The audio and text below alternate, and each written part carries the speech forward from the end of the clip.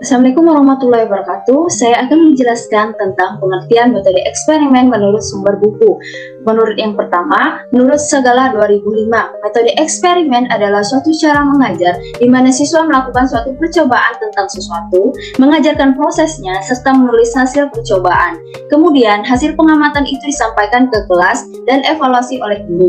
Yang kedua, menurut Hamdayana 2016, metode eksperimen adalah cara penyajian pembelajaran di mana siswa melakukan percobaan dengan mengalami sendiri sesuatu yang dipelajari.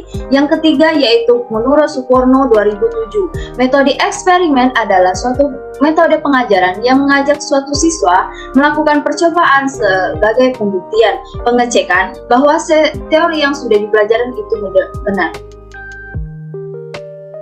Metode eksperimen adalah suatu cara mengajar di mana siswa melakukan percobaan tentang sesuatu, mengamati, mengalami proses, membuktikan sesuatu yang dipelajari, kemudian hasil pengamatan dan percobaan tersebut disampaikan ke kelas untuk evaluasi bersama.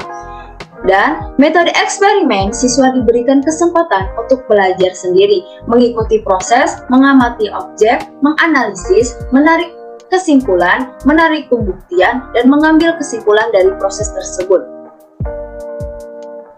Tujuan metode eksperimen yang pertama, mengajarkan bagaimana menarik kesimpulan dari beberapa fakta, informasi atau data yang dihasilkan, dikumpulkan melalui pengamatan terhadap proses eksperimen yang dilakukan. Yang kedua, mengajarkan bagaimana menarik kesimpulan dari fakta yang terdapat pada hasil eksperimen melalui kegiatan eksperimen yang sama. Yang ketiga, agar siswa peserta didik mampu menyimpulkan fakta-fakta informasi atau data yang telah diperoleh.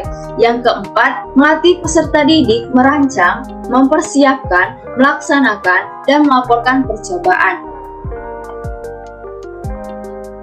Yang selanjutnya yaitu metode eksperimen. Yang pertama, eksperimen terbimbing. Eksperimen terbimbing ini sendiri yaitu metode yang seluruh jalannya di percobaan telah dirancang oleh guru sebelum percobaan dilakukan oleh peserta didik, baik dari langkah-langkah percobaan, peralatan yang harus diamati, dan ukuran semua sudah ditentukan sejak awal. Ini dilakukan oleh pengawasan oleh guru dan dilakukan percobaan saat diawasi oleh guru. Yang kedua yaitu eksperimen bebas.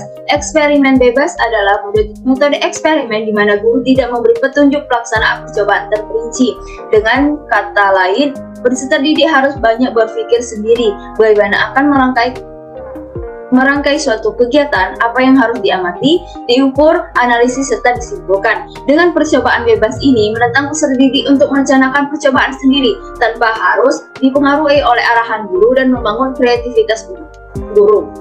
Dan biasanya eksperimen bebas ini sendiri, laporannya dilakukan setelah melakukan percobaan dan diarahkan kepada guru. Selanjutnya, prosedur metode eksperimen. Yang pertama yaitu perlu dijelaskan kepada peserta didik tentang tujuan eksperimen agar harus memahami permasalahan yang telah dibuktikan melalui eksperimen. Yang kedua, memberi penjelasan kepada peserta didik tentang alat-alat serta bahan-bahan yang akan digunakan dalam eksperimen, hal-hal yang harus dikontrol dengan ketat, urutan eksperimen, hal yang harus dicatat. Yang ketiga, selama eksperimen berlangsung, guru harus mengawasi pekerjaan peserta didik bila perlu dengan memberi saran atau pertanyaan yang menunjukkan kesempurnaan dalam eksperimen. Yang keempat, eksperimen ini saat selesai, guru harus mengumpulkan hasil penelitian peserta didik, mendiskusikan di kelas, dan evaluasi tes atau tanya jawab.